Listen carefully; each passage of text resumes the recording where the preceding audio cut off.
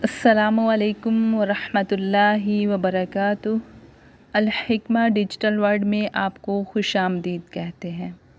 अगर अभी तक आपने हमारे चैनल को सब्सक्राइब नहीं किया तो काइंडली इसे सब्सक्राइब करें, क्योंकि बहुत से व्यूवर्स हमारी वीडियोस को देखते हैं, लाइक भी करते हैं, लेकिन चैनल को सब्सक्राइब नहीं करते। तो काइंडली जो भी वीडियो देखे वो चैनल को सब्सक्राइब ज़रूर करें। हमारी आज की वीडियो का टॉपिक है बर्तनों की हिफाजत के मुतल्लिक हदायत नबवी सल्लल्लाहु अलैहि वसल्लम। इमाम मुस्लिम रहमतुल्लाह अलैह ने अपनी सही में सैयदना जाबिर बिन अब्दुल्लाह रज़ियल्लाहु ताला अन्हु की हदीस नकल की है।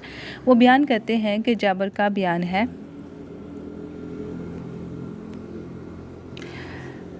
मैंने रसूलुल्लाह सल्लल्लाहु अलैहि वसल्लम को फरमाते हुए सुना, अपने बर्तनों को ढाँक दो और मशकीज़ों को बंद रखो, इसलिए कि साल में एक ऐसी रात आती है जिसमें बला नाजिल होती है। जिन बर्तनों पर ढक्कन ना हो या जिन मशकीज़ों में बंधन ना हो, इनमें इस वबा की बीमारी गिर पड़ती है।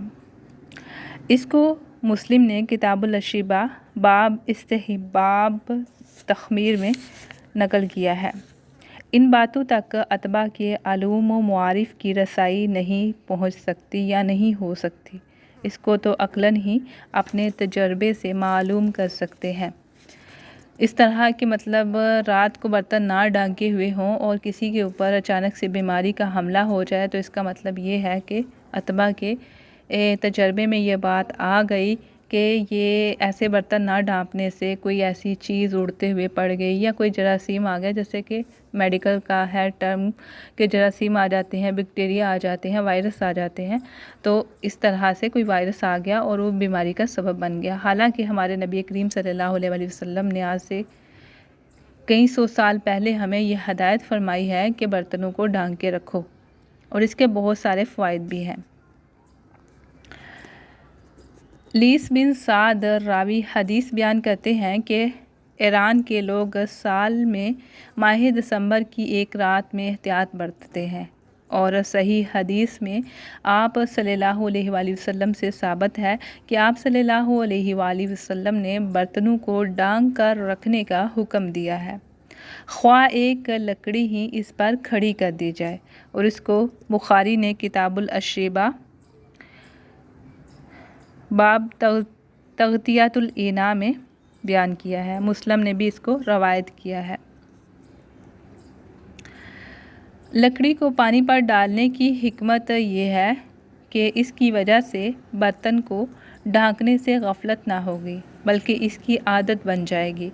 इसमें यह नुक्ता भी है कि कभी अगर कोई जानवर रेंगता हुआ पानी में गिर जाए तो लकड़ी के सहारे रेंग कर बाहर आ जाएगा, गोया ये लकड़ी इसके लिए एक पुल का काम देगी, वो गिरने से बच जाता है, या अगर गिर गया तो इसके ज़रिए निकल जाएगा। ये रवायत भी सही है कि आप सल्लल्लाहु अलैहि वसल्लम ने फरमाया कि मशकीज़े को बांधते हुए बिस्मिल्लाहिर्रहमानिर्रहीम पढ़ने का हुक्म दिया है, इसलिए कि बर्तन ढांकने के वक़्त तस्मिया से शैतान दूर भागता है और कीड़े मकोड़े भी इसकी बंदिश की वजह से दूर रहते हैं।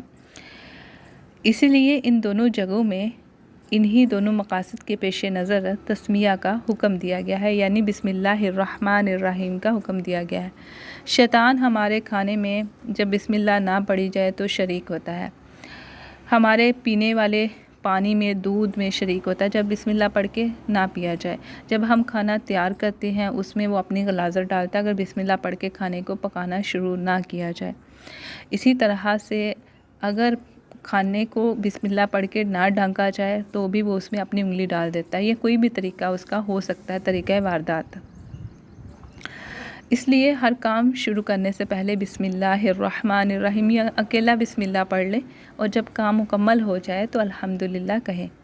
एक राकी की तरबियत इस तरह से हुई होती है कि वो एक मुजाहिद की तरह ज़िंदगी गुजारता। अगर वो हकीकी मायनों में राकी है तो उसके तमाम अक़वाल, फ़ेल, कौलो फ़ेल, अमल, उठने बैठने का तरीका, वो सब जो है वो सुन्नत के मुताबिक करने की कोशिश की जाती है ताकि वो शैतान से लड़ सके। शैतान हमारा अनदेखा दुश्मन है जिसे हम देख नहीं सकते, اور وہ ہم پہ وار کرتا ہے، لیکن اس کا وار کمزور ہے۔ جب ہم کمزوری دکھاتے ہیں اپنے اعمال کی وجہ سے، جب ہم کمزوری دکھاتے ہیں اپنے عمل کی وجہ سے، تو اس کا وار ہم پہ سخت آ جاتا ہے۔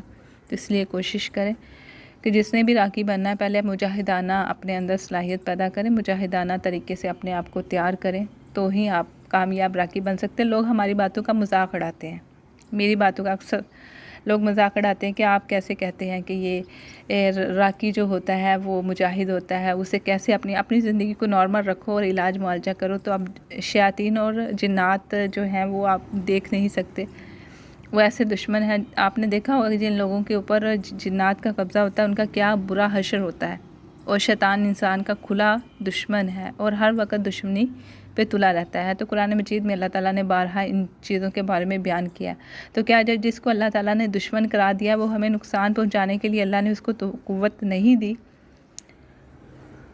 یا وہ ہمیں نقصان نہیں پہنچا سکتا؟ ہم صرف اس وقت قوی اور مضبوط ہوتے ہیں جب ہر وقت ہم اپنی نگرانی کرتے ہیں، جب ہر وقت ہم اللہ تعالیٰ کی حفاظت میں رہتے ہیں، جب ہر وقت ہم اپنے آپ کو قول و فعل و عمل اور دل سے اخلاص و تقوی اور پاکیزگی کو اپنائے رکھتے ہیں۔ امام بخاری نے اپنی صحیح بخاری میں سیدنا عبداللہ بن عباس کی حدیث روایت کی ہے کہ رسول اللہ صلی اللہ علیہ وآلہ وسلم نے مشکیزے کے منہ سے پانی پینے سے منع فرمایا ہے، اور اس کو روایت کیا ہے بخاری نے کتاب الاشربہ باب الشرب من فم السقا، یعنی منہ لگا کر پانی پینے کے کئی نقصانات ہو سکتے ہیں۔ اس میں جو ہمارا طبی نقطہ نظر سے اگر میں بات بیان کروں تو یہ ہو سکتی ہے کہ کوئی کیڑا مکوڑا بہت چھوٹا سا جو ہمیں نظر نہیں آتا وہ پانی کے اندر موجود ہوگا، چھوٹا سا، اور وہ ہمیں نظر نہیں آئے گا کیونکہ پانی کی مقدار زیادہ ہے، اور ہم دیکھیں گے بھی نہیں اور منہ لگا کے پی لیں گے، یہ ہو سکتا ہے، ٹھیک ہے۔ اور ایک دم سے پانی بہت زیادہ اندر جانے کی وجہ سے کہیں بلوکیج ہو سکتی ہے، کہیں جو ہے وہ سانس کی نالی بند ہو سکتی ہے، کہیں دل کی حرکت رک سکتی ہے جس کی وجہ سے موت واقع ہو سکتی ہے۔ اور اگر ہم گلاس میں ڈال کے پئیں گے، تھوڑا تھوڑا پئیں گے، اور کیا ہوگا کہ پانی کے اندر کوئی بھی چھوٹا سا کیڑا ہوگا، کوئی چیز چونٹی ہوگی تو وہ ہمیں نظر آ جائے گی، کوئی تنکا ہوگا جو اندر جا کے زخم کرے گا، اس کا ہمیں پتہ چل جائے گا۔ اس حدیث شریف میں پانی پینے کے چند آداب بیان کیے گئے ہیں۔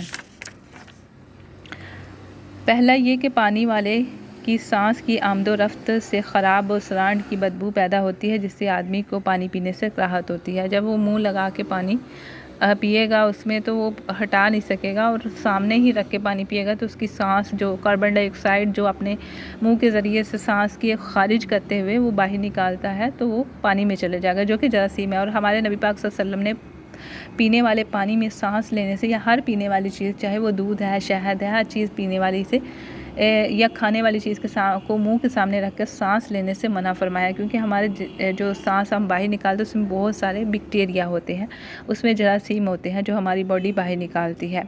دوسرا ادب یہ ہے کہ زیادہ مقدار میں پانی پیٹ میں داخل ہو جاتا ہے تو اس سے نقصان ہوتا ہے۔ تیسرا ادب یہ کہ بسا اوقات پانی میں کوئی جاندار چیز، کیڑا مکوڑا پڑا ہوتا ہے اور پینے والے کو اس کا پتہ نہیں ہوتا، اس سے اسے اذیت پہنچتی ہے۔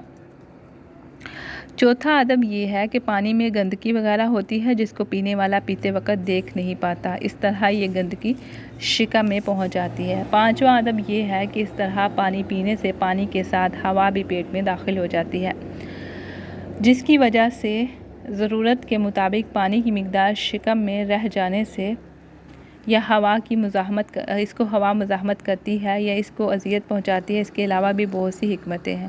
اگر یہ اعتراض کیا جائے کہ جامع ترمذی کی اس حدیث کا کیا کریں جس میں مذکور ہے کہ رسول اللہ صلی اللہ علیہ وآلہ وسلم نے جنگ احد کے موقع پر ایک مشکیزہ طلب فرمایا اور حکم دیا کہ مشکیزے کے منہ کو توڑ دو، پھر آپ صلی اللہ علیہ وآلہ وسلم نے اس کے منہ سے پانی پیا۔ اس کو ابو داؤد نے کتاب الاشربہ باب فی احتناس اسقیاء میں بیان کیا ہے۔ اس کا جواب یہ ہے کہ اس حدیث کے متعلق ترمذی کی اس عبارت کو پیش کرنا ہی ہم کافی سمجھتے ہیں کہ ھذا حدیث لیس اسنادہ بصحیح، کہ اس حدیث کی اسناد جو ہے وہ صحیح نہیں ہے، اور اس میں عبداللہ بن عمر العمری ضعیف الحفظ ہے، یعنی اس کا حافظہ کمزور ہے، جس کے بارے میں یہ بھی نہیں معلوم کہ اس نے عیسیٰ سے حدیث سنی ہے یا نہیں۔ عیسیٰ سے مراد عیسیٰ بن عبداللہ ہے جن سے انصار کے ایک شخص نے روایت کی ہے۔ اس کے علاوہ کیا ہے کہ کچھ لوگ ندی سے منہ لگا کے پانی پی لیتے ہیں یا چشمے سے منہ لگا کے پانی پی لیتے ہیں، اس میں کوئی بھی کیڑا مکوڑا ہو سکتا ہے۔ ایک مجاہد تھے روس کے، یعنی وہ روس میں جا کے جہاد کرتے تھے، تو ان کا گزر افغانستان میں ہوا، ان کو حلق میں تکلیف ہو گئی، بہت دیر تک تکلیف رہی۔ ایک بڑھیا کے گھر انہوں نے رات گزاری اور اسے کہا کہ میرے حلق میں بہت تکلیف ہے، مجھے دودھ دیجیے تو میں پی لوں۔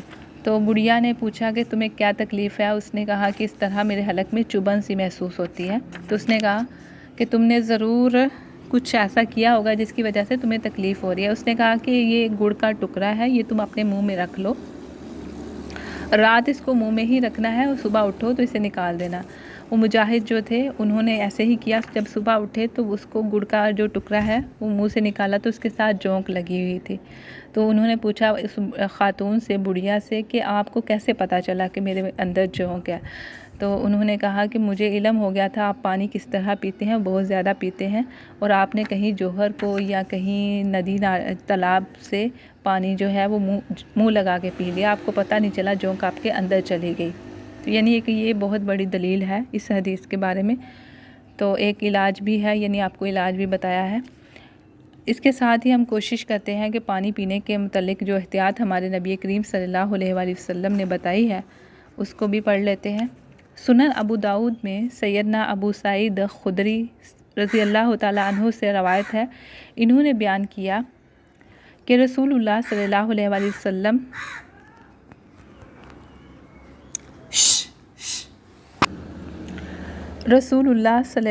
وآلہ وسلم نے پیالے کے رکھنے سے، پانی پینے سے اور پانی میں پھونک مارنے سے منع فرمایا ہے۔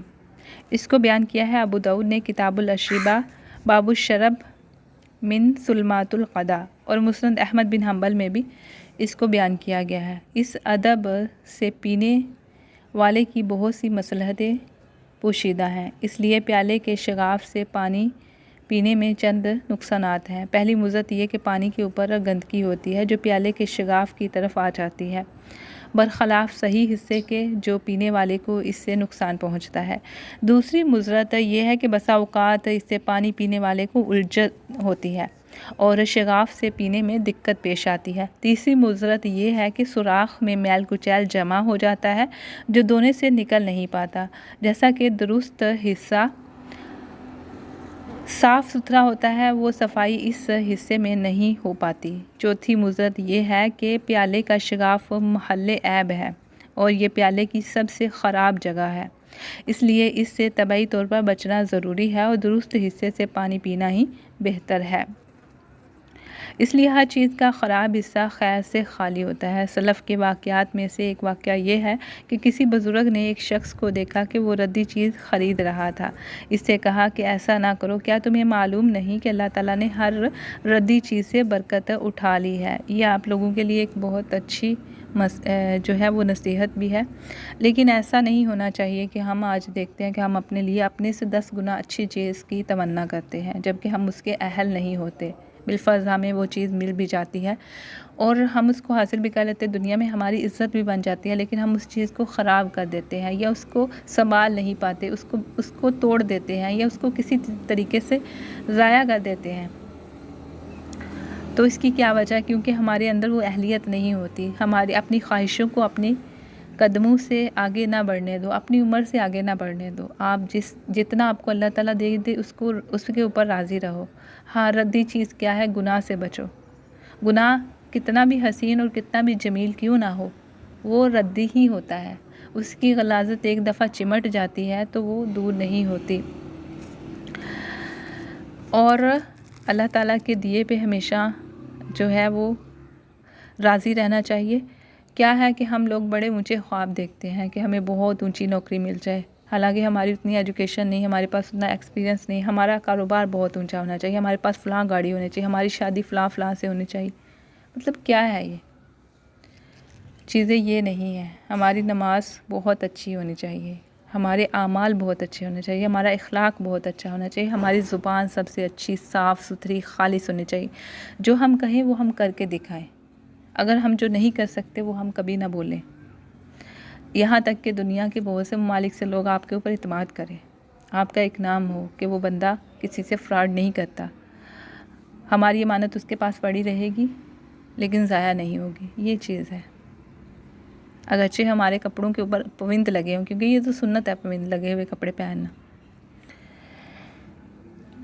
یہ چیزیں ہیں کہ ہمیں اپنے کردار کو مضبوط کرنا ہے. ایک راکی کامیاب اپنے کردار کی وجہ سے ہوتا ہے. یہ آیات، صورتیں، یہ فلاں پڑھائی، یہ سب کے پاس ہوتی ہے، کوئی بھی دے سکتا ہے، لیکن جو دینے والی زبان ہوتی ہے وہ خالص ہوگی، جو دینے والا کردار ہوگا وہ خالص ہوگا، جو بتانے والا شخص ہوگا وہ ایمان میں پختہ ہوگا، تو ہی ہم کامیاب ہو سکتے ہیں.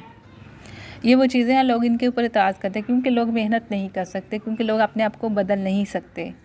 تو الحمدللہ ہم نے جن سے سیکھا، جنہوں نے ہمیں سکھایا، ہماری کردار کی تشکیل کی اور ہم نے آگے علاج کیا اور کامیابی حاصل کی. الحمدللہ ثم الحمدللہ. اس میں ہماری کوئی بھی محنت نہیں، اللہ تعالیٰ کا فضل ہے، کیونکہ شیطان کے خلاف ہم خود نہیں لڑ سکتے، اکیلے نہیں لڑ سکتے، اللہ تعالیٰ ہی ہماری مدد فرماتا ہے. پانی میں پھونک مارنے والے کی سانس کی گندگی پانی میں امیز ہو جاتی ہے، جس سے نقصان پہنچتا ہے. اسی لیے رسول اللہ صلی اللہ علیہ وآلہ وسلم نے برتن میں سانس لینے اور پھونک مارنے سے منع فرمایا ہے، جس کو امام ترمذی نے روایت کیا اور اس کو صحیح قرار دیا. سیدنا ابن عباس رضی اللہ تعالیٰ عنہ سے روایت ہے، انہوں نے بیان کیا کہ نبی کریم صلی اللہ علیہ وآلہ وسلم نے پانی کے برتن میں سانس لینے اور اس میں پھونک مارنے سے منع فرمایا ہے. اس کو بیان کیا ہے ترمذی نے ابواب الاشربہ باب ما جاء فی کراہیت النفخ فی الشرب، اور ابو داؤد نے بھی اس کو بیان کیا ہے. اگر یہ اعتراض کیا جائے کہ صحیح میں مروی سیدنا انس کی اس حدیث کا کیا جواب دیں گے، جس میں مذکور ہے کہ رسول اللہ صلی اللہ علیہ وآلہ وسلم نے برتن میں 3 سانس لیے تھے یا لیتے تھے. اس کو بیان کیا ہے بخاری نے کتاب الاشربہ باب الشرب بتنفس او ثلاثہ. تو اس کا جواب یہ ہے کہ ہم اس حدیث کو قبول کرتے ہیں اور ان دونوں حدیثوں کے درمیان کوئی تعارض بھی نہیں ہے، اس لیے کہ اس حدیث کا مفہوم یہ ہے کہ آپ صلی اللہ علیہ وآلہ وسلم پانی پینے میں 3 سانس لیتے تھے، اور حدیث میں برتن کا ذکر محض اعلیٰ شرب ہونے کی وجہ سے ہے، یعنی پینے کا ایک برتن. اس کی مثال یوں سمجھیے کہ حدیث صحیح میں آتا ہے کہ آپ صلی اللہ علیہ وآلہ وسلم کے فرزند ابراہیم کا ایام رضاعت میں انتقال ہو گیا تھا. اس کو بیان کیا ہے مسلم نے کتاب الفضائل باب الرحمہ الصبیان والعیال.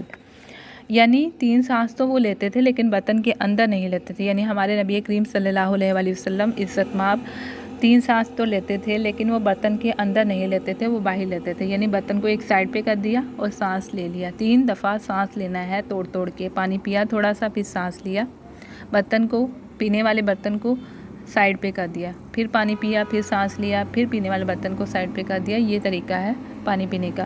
یہ احتیاطیں ہیں ہم بیان کر رہے ہیں تاکہ اگر آپ علاج معالجہ اپنا کرتے ہیں یا اپنے گھر والوں کا کرتے ہیں، کم از کم آپ کو اپنی سنتوں کا، اپنے نبی پاک صلی اللہ علیہ وسلم کی حدیثوں کا، سنتوں کا تو علم ہونا چاہیے. کن سنتوں کے اوپر ہمیں عمل کرنا ہے، کن احادیث کے اوپر عمل کرنا ہے، تو ہم مسلمان نظر بھی آئیں گے اور حقیقی معنوں میں بنیں گے بھی انشاءاللہ. تو یہ وہ چیزیں ہیں جو آپ انشاءاللہ آگے رقیہ شرعیہ میں آپ کے لیے بہت فائدہ مند ہوں گی انشاءاللہ. امید ہے آپ کو پورے لیکچر کی سمجھ آ گئی ہوگی. اگر آپ کو کوئی چیز سمجھ نہیں آتی، کہیں پہ مشکل لگتی ہے، تو آپ ضرور سوال کریں، کیونکہ سوال کرنے سے علم بڑھتا ہے. اور کبھی ہم نے برا نہیں مانا کہ کوئی سوال کرتا ہے، لیکن سوال جو ہے وہ اکارڈنگ ٹو دا لیکچر ہونا چاہیے. والسلام علیکم ورحمۃ اللہ وبرکاتہ.